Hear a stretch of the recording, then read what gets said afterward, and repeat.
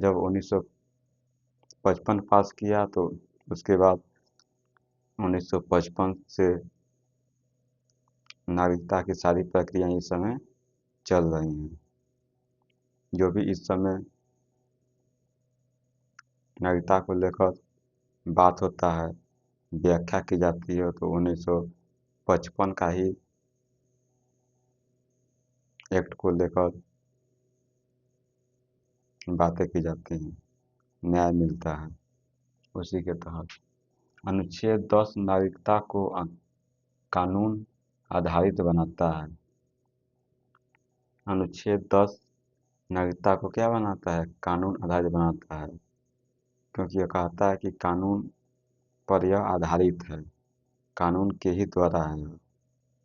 क्योंकि किसी की नागरिकता अगर छीनी जाती है तो बाकायदा वह कानूनी प्रक्रिया के माध्यम से वह क्या करता है? गुजरता है। नहीं कि अचानक किसी से आप नागरिकता किसी की छीन सकते हैं। अगली बात आती है, प्रक्रिया देखते हैं। सिटीजनशिप एक्ट 1955 के अनुसार 3 परिस्थितियों में नागरिकता छीनी जा सकती है। अगर किसी की नागरिकता छीनी जा सकती है तो उसके लिए 3 प्रक्रिया होंगी। पहला देखते हैं,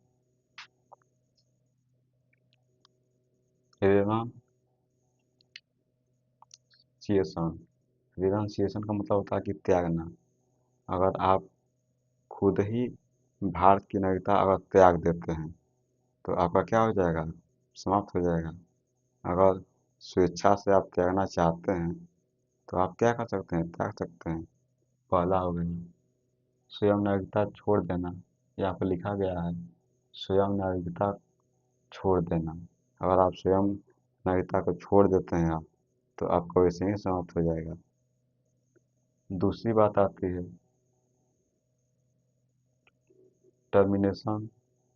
टर्मिनेशन होता है कि वह भी समाप्ति की बात करता है। कैसे? यदि किसी ने विदेशी नागरिकता ले ली, कोई व्यक्ति है वह विदेश की नागरिकता क्या करता है? ले लेता है। जब विदेशी नागरिकता वह ले लेता है तो भारत की नागरिकता वह समाप्त हो जाएगी उसकी।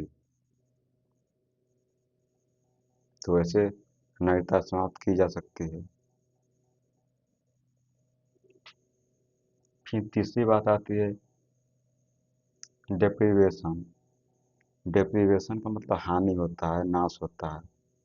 तो यहाँ पर अगर किसी की नागरिकता अगर छीनी जा रही है तो उसे आप हानि नहीं कहेंगे, लेकिन यहाँ पर एक शब्द आता है नाश, कर सकते हैं आप इसको।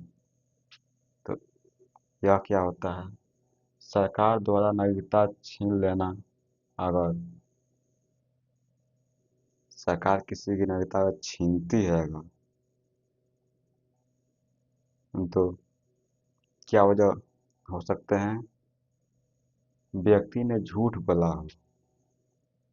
जब नागरिकता प्राप्त किया हो तो जो भी प्रक्रिया के माध्यम से उसने जो भी वहाँ पर दस्तावेज दिए होंगे या फिर जो भी अपना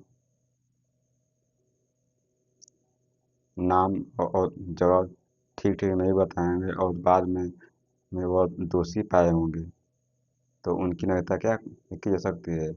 वैसे भी छीनी जा सकती है। तो पहला समझ गए होंगे आप। दूसरी बात करते हैं, देश के खिलाफ काम किया हो। अगर देश के खिलाफ कोई काम करते हैं, अगर जैसे कि दो देशों के साथ अगर कोई तनाव चल रहा हो, अगर आप विदेशी देशों के साथ मिलकर कोई साजिश करते हैं तो वह उसके तथा की नागरिकता छीनी जा सकती है, क्योंकि वैसे में लोग गद्दार कहे जाते हैं। क्योंकि देश से धोखा करना वह एक गद्दार के तहत ही आता है। तीसरा देखते हैं, देश की सुरक्षा को खतरा पहुंचाया या फिर देश की सुरक्षा को लेकर कोई खतरा पहुंचाते हैं। जिससे बहुत सारे अपने सैनिक ठिकानों की खुफिया जानकारी किसी अन्य देश को देते हैं आप, या फिर अपने देश के जो भी ऐसे जगह हैं जो सबसे छिपा कर रखे जाते हैं, जैसे कहाँ कहाँ क्या क्या हथियार रखे गए हैं, कहाँ कहाँ क्या क्या भारत सरकार अपने जो भी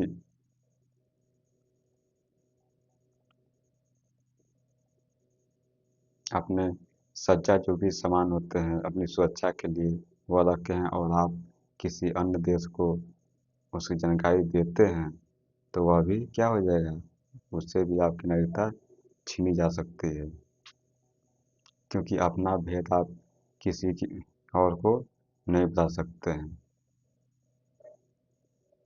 कहते हैं ना कि घर का भेदी लंका ढाए, वही वाली बात हुई। तो ऐसे यहाँ पर खतरा पहुँचाया तो आपकी नागरिकता क्या हो जाएगी, छीनी जा सकती है। अगली बात आती है दैनिक जीवन में महत्व।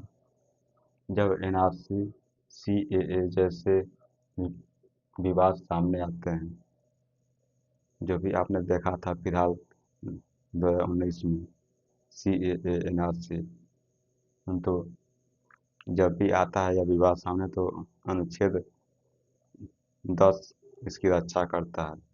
जो लोग भी इससे डरते हैं तो अनुच्छेद 10 ये क्या करता है, ताकत बनता है कि आपकी नागरिकता ऐसे नहीं छीनी जाएगी बिना कानूनी प्रक्रिया के माध्यम से।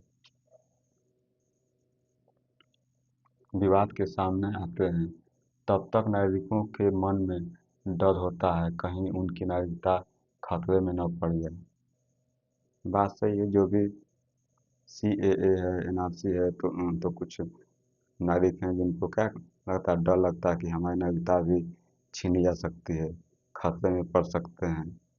तो यह उनके अनुच्छेद 10 उनके मन के डर को क्या करता है, दूर करता है, उन्हें यह विश्वास दिलाता है। आगे देखते हैं, अनुच्छेद 10 आश्वासन देता है, देखे ना, आश्वासन देता है, विश्वास दिलाता है सब। आपकी नागरिकता तब तक सुरक्षित है जब तक संसद का कोई कानून आपको नागरिकता से वंचित नहीं कर देता। संसद कोई कानून बनाएगी, उसके बाद आपकी नागरिकता क्या हो जाती है, छीनी जा सकती है कानूनी प्रक्रिया के माध्यम से। एग्जाम्पल के लिए कई लोगों के पास वोटर आईडी है, आधार है, लेकिन नागरिकता पर सवाल उठते हैं। बहुत सारे लोग रहते हैं जिनके पास वोटर आईडी कार्ड भी है, आधार भी है, लेकिन नागरिकता पर सवाल उठते हैं कि लोग भारतीय नहीं हैं। बहुत सारे देख लेंगे आप, असम में, मेघालय, मिजोरम, त्रिपुरा में सब दिखाई देता है। जब तक कानूनी रूप से साबित न हो जाए कि वे नागरिक नहीं हैं, अनुच्छेद 10 सुरक्षा देता है। जब तक पूरी तरह से जांच न हो जाए कि इनकी यह भारत के नागरिक नहीं हैं, तब तक आप अनुच्छेद 10 आपकी क्या करता है, सुरक्षा करता है। तो आप अनुच्छेद 10 को एक विस्तार पूर्वक आसान भाषा में समझ गए होंगे। अब मिलेंगे अगले लेक्चर में, तब तक के लिए आपका बहुत बहुत धन्यवाद।